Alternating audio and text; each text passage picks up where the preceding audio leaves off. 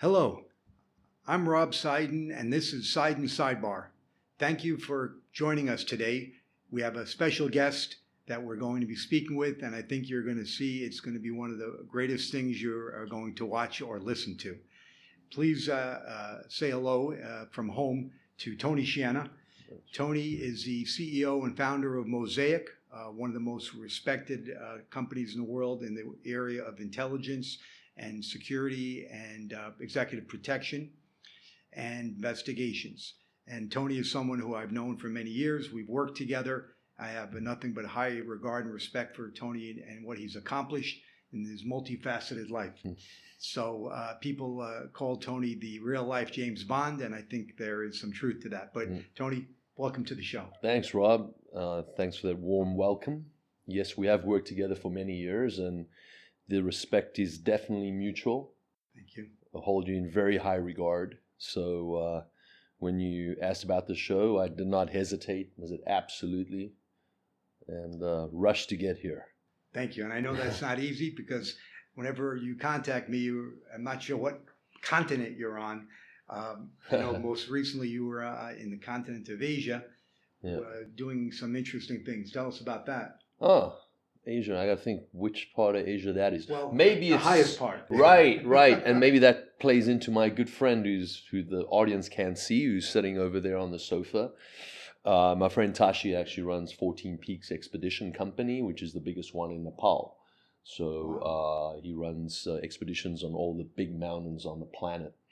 So why don't you come say hello, Tashi? Yeah, Tashi, come give a guest appearance here. We're going to do something that the producers definitely not going to like. Look at this. It's very rare to have. Producer's got a twitch right now. Yes. He's like, what's going on here? This is Tashi. Yeah. He's the man, and I've climbed all my big mountains with Tashi.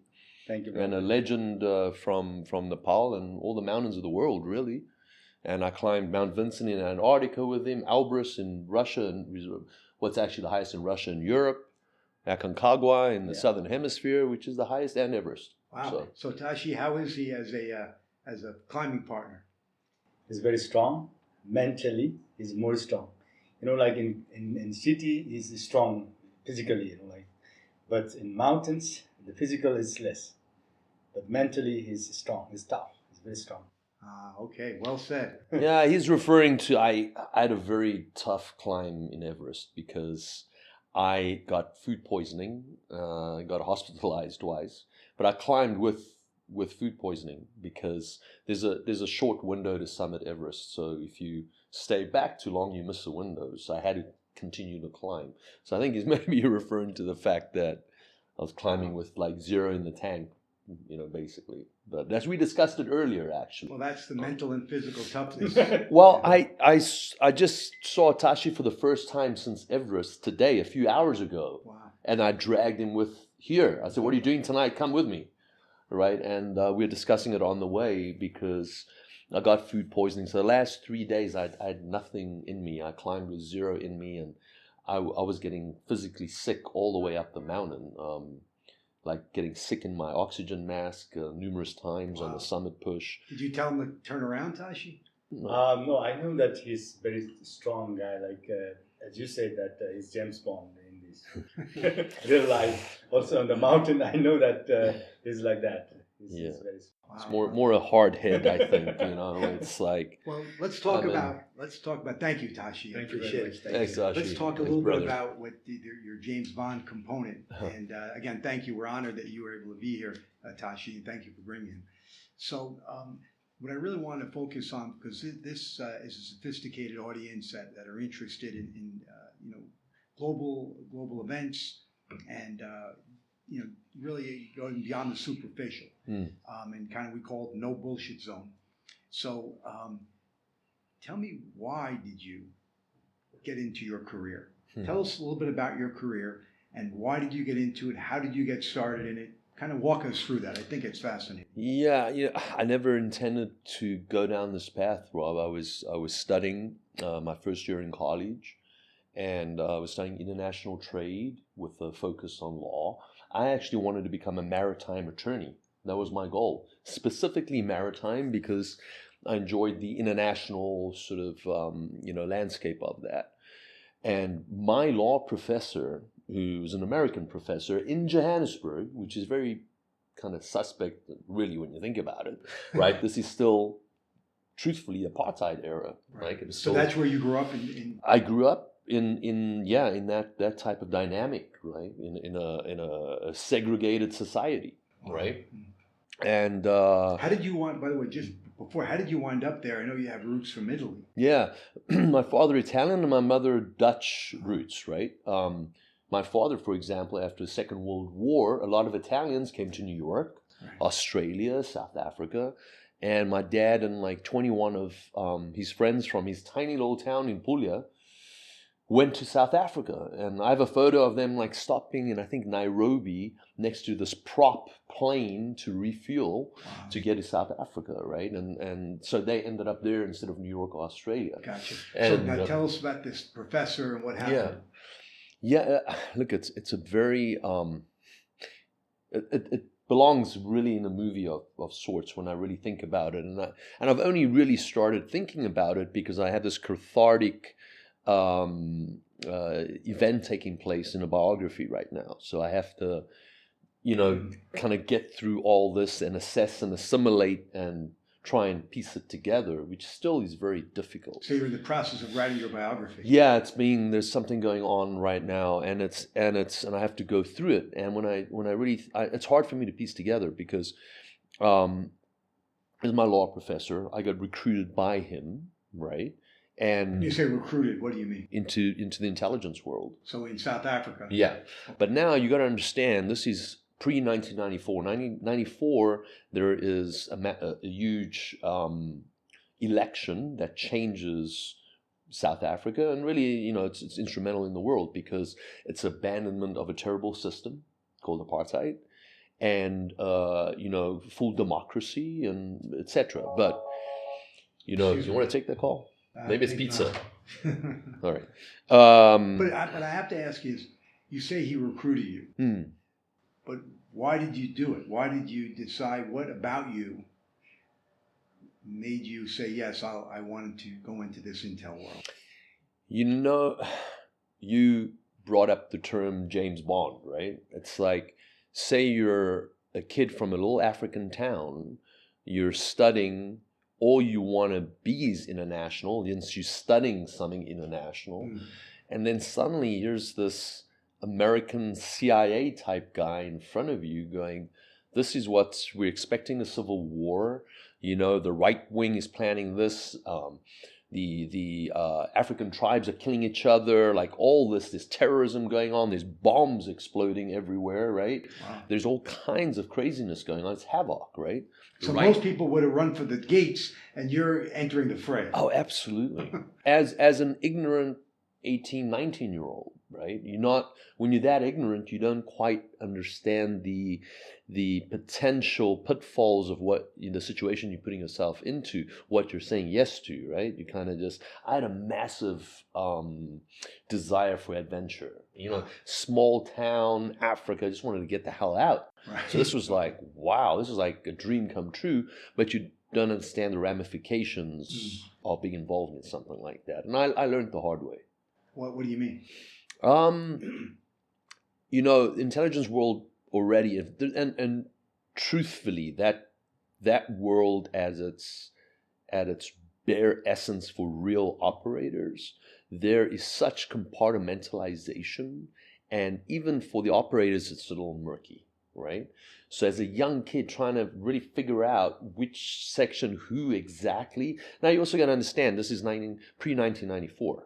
So 1991, 1992, 1993, different elements of the current intelligence apparatus is being disbanded, right? It's like ones that were uncovered that were a little more nefarious, right? So that's happening. If you avert a civil war, there's going to be a new agency. Old agencies are destroying their documents. New agencies probably going to happen. And you're somewhere in between this void, right? And you have an American professor that's recruited you. And you didn't know at the time, but here you are, this teenager basically, from a small town in Africa, and you wanted the thrill and the adventure, and you just went right into it. Where did you go from there? I went right into it, but then things happened that really shocked me, even as a young, ignorant kid, right? When I knew, wait a minute, this is going on. I'm implicated in this way. This doesn't feel right to me, right? I mean, you still have a moral compass of sorts, whether you're not really in that world. You can understand right from wrong, but it's murky. So you're like, wait, but this is maybe how things work. So how did you navigate that? Well, it was navigated for me because an instrumental thing happened, right? I don't know if I want to go too far down that story, but my point is that how you navigated that, how does that translate to like where you are in your life now? Is the same tools that you used to navigate that, whether it was partially through outside factors you couldn't control. How does that translate into how you operate now? You know, you're operating in some of the most dangerous places in the world, and you seem to be able to get in and get out, kind of cool as a cucumber. So what can tell us about that? I think if you're thrown into a deep end at 18, 19 years old, in a sink or swim, right? Normally a recruitment would be, yes, college is a usual, place or an occurrence for for agents to be recruited. But they will finish their education, so you keep your cover, and then from there you go, your whole family, everyone thinks, okay, you graduated a business degree and you're now working for Microsoft. But no, you're actually, working for an agency or whatever, right? We're facing a civil war. Right, our service at the time was National Intelligence Service, and it's kind of like there's no waiting to then go that type of route of anonymity. It's like shit's about to hit the fan. This is where you go. For me, it was very difficult and very interesting because it was an American professor, and kind of being siloed with him. It was a very confusing time. It was really difficult because you're so siloed and compartmentalized to really understand that. And I think because I learned to distrust so much from day one, whether it comes to government or people, and my radar just became so strong for picking up and so sensitive to everything and suspect and a real critical thinker. It allowed me to navigate this private industry so well. Because I got thrown in, and then one day he disappeared. Something pivotal happened that made me feel like this isn't right? And then gone. From college, from my life. Now, there's no cell phones and, staying in touch that way. There's a landline. That's dead. And what do you do then? You never saw him again? Never again. Never heard from him again. Wow. Still can't work that out. Yeah. So that is truly, I think, when I really, because I've dealt with so many agencies and agents, and either they've worked for my company or, the colleagues, in conversation, it's such a different route that I took. But I think I got thrown into becoming a real operator because I had to. So how do you get from that position where you were recruited and you kind of thrown into the fire and learned through your wits and obtained all these skills to building a brand to where you are now, where you're recognized around the world? You're hired by foreign governments to advise and consult and help, and you're involved with preventing human trafficking, and you've been in Hollywood movies. How did you get from that young kid to where you are today? You were former martial arts champion. So tell us about that trajectory to get to where you are now. In 5 minutes or less. Man, I'm trying to map that out in this biography thing now. But I don't know. I think it's just realizing I got to do everything myself. Like I got left to fend for myself in the end, right? And left in really bad, precarious positions, and only once we had a truth and reconciliation committee where people from who did government work would come in and confess for, what's the term for, not asylum, confess for, what's the term for it? For what? So they would come and confess to the TRC, this committee, to be absolved from their crimes. Okay, right? Yeah.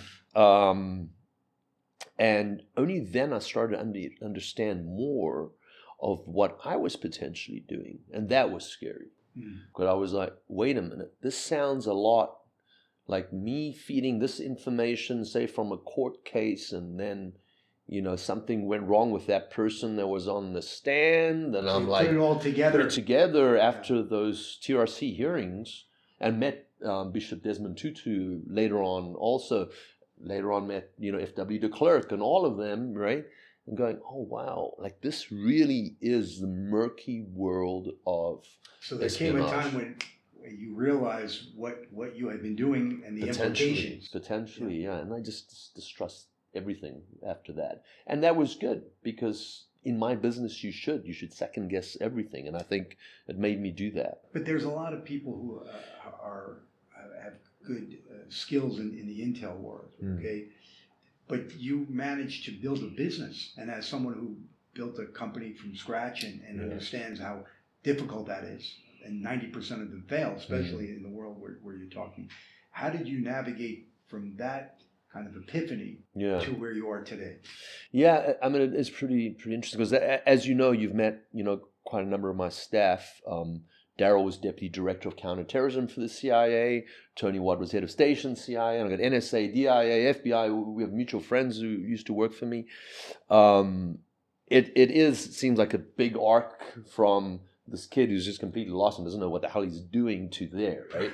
But I think I'm really a product of the private industry, because after that, it was like, oh, well, what do I do now? Firstly, in whatever minute way, I hope that partially maybe we averted a civil war and had a tiny bit to do with it instead of the opposite.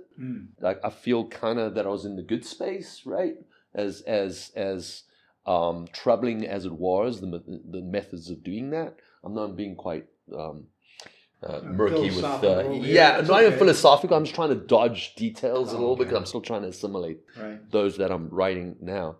What will be helpful, for the audience is all the things you've been through, and I'm sure you can write an encyclopedia. This book, I can't wait for it to come out. You've gained wisdom. You've gained maturity in your thinking and evaluation of circumstances and situations. And especially now in the world where there's a lot of upheaval and uncertainty and violence, what would you share with the audience in terms of having perspective in looking at these things? Specifically, without getting into any specific, current political, we're non-political here. Right. I'm not exactly sure what the question is. How would you explain what people can do to evaluate the circumstances? So, for example, how to keep safe. Making sure that with this kind of how do you keep safe yourself, your family, your friends when you travel? How do you evaluate, whether you should travel or not? Things like that. Yeah, I mean, look, we're in a very tricky time, obviously, right? I think we're in a new era. What do you mean? There's a pre October 7th and an after, right? I think this changes the world. There's worldwide ramifications for this, and I think we're potentially it's very easy for things to become catastrophic at this moment. So I'm quite afraid about it. But I think if you're afraid, I think we have some trouble. I am, and I've been in and out of a lot of crazy places in my career. I think people really need to, like I said, think critically and not just be obsessed with the news and what's been fed to them. Like they really need to do their own investigation. Don't just take it from that news anchor or that news anchor. Yeah, just like really, if you really want to talk about it, understand it, if you want to comment on it, like really delve deep and understand the subject for yourself, right? Yeah. I understand propaganda, stratcom, strategic communications. We use it against our enemies, whatever. I understand it, right? And it's used on a government level. And it's effective. It's very effective. So what is it? Brainwash? It manipulates your thinking? Sure. So have you seen it used in a way that governments advance their interests? Absolutely. And I've used it in a private capacity, right? What do you mean? I'm not going to get into mythology about it, but that type of thing, right? We have our own software and stuff, and ways of trying to do that, right? And there's systems available, right, for swinging public opinion, etc. We've seen it. We've seen some of it exposed, right? I won't mention certain people. I know them personally that, we're the whistleblowers, etc. So you just really have to think for yourself these days. You cannot. That's great advice. And then the problem is we're in a world of misinformation, disinformation, and mass information. So you have to be smart and assimilate and get through what's being fed to you so you can understand the subject. Yeah. Wow, that's great advice. I know we're running a little bit out of time, so I wanted to get to some of the things that the producers pushed me to make sure I asked. One question was, who is the most interesting person that people would know that you have dealt with either in Hollywood or in the Intel world? Wow. It's a tough one. There's a lot. I'm blessed that I've met a lot of very interesting people. Right, royals, heads of state, Nelson Mandela. I mean a lot. Robert De Niro. I was back and forth a couple of hours ago. Someone who's a friend who wants to start working for my company, and he was the intelligence advisor to Nelson Mandela. Oh, really? Right? So it was just literally an hour ago, back and forth. But I have met some very interesting heads of state, religious leaders that I've spent time with. And that's part of me understanding. And I've spent time with as many religious leaders and religions as possible so I can understand, right? Because you need to if you want to be in this business. You need to be able to navigate things. Whether it be in the Middle East or Asia or Africa, kings in Africa, etc. I've walked away from situations in Africa recently.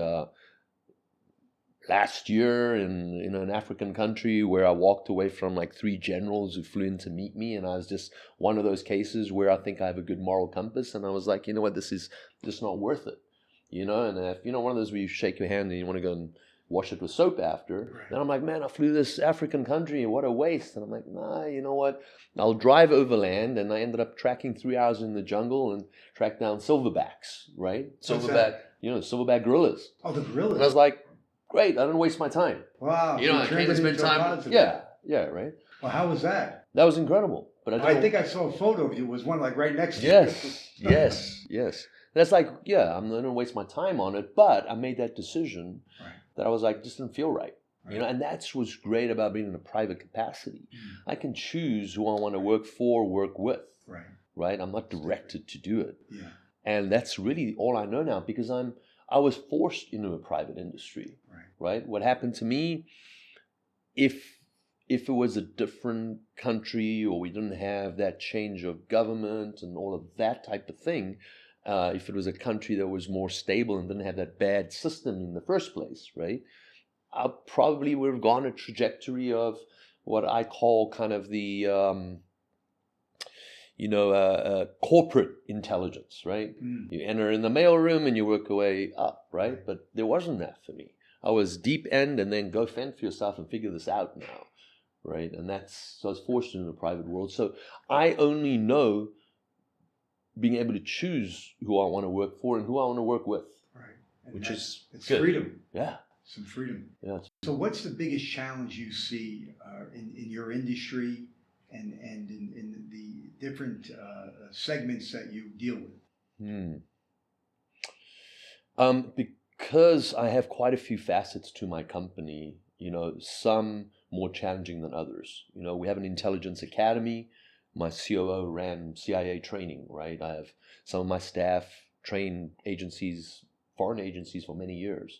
So that's quite we always got to fall within U.S. foreign policy. We don't deviate, of course, right? But we do work with other governments, and that's just a fact. But they're not governments that the U.S. wouldn't like us to work for, right? So those type of things are challenging in the geopolitical arena, right? And we constantly I try and stay as neutral as possible until I really understand everything about that issue, right? Then I feel good about myself making choices.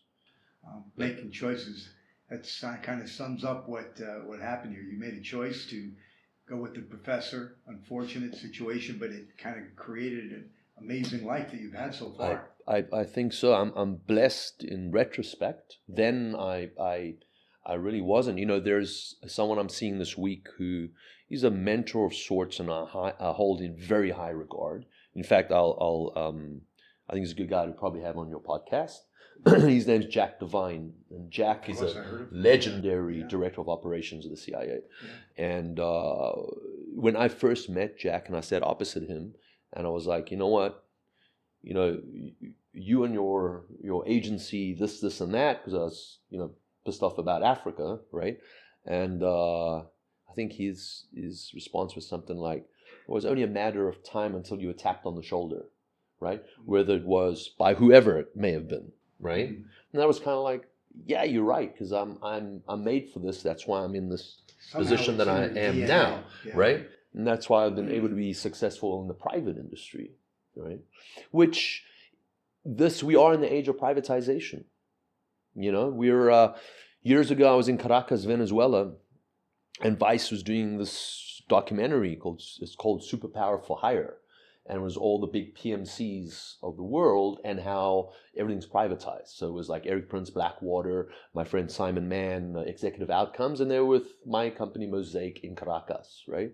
And that was all about privatization. And that's because it's so huge now, the outsourcing or privatization of war, the outsourcing of intelligence, right? So yeah, you may be a private company, but really, depending on the amount of work you're getting from governments, you almost become an extension of a government agency, right? Right. And I guess taking that to its logical conclusion in the bad direction would be like the Wagner Group and those folks. Yeah. I know we're running low on time here, but this has been fascinating. We could talk for hours. Yeah, and, of course. We just had a drink the other night. We need to continue. Yeah. Well, I want to thank you, Tony. This is really, I know your time is limited, and you have a lot going on, and I appreciate you coming in and meeting with us, meeting with me, and thank you. Anytime. Yes, I appreciate it. So thank you all for tuning in, and please subscribe and like our show, and we'll see you next time. Take care.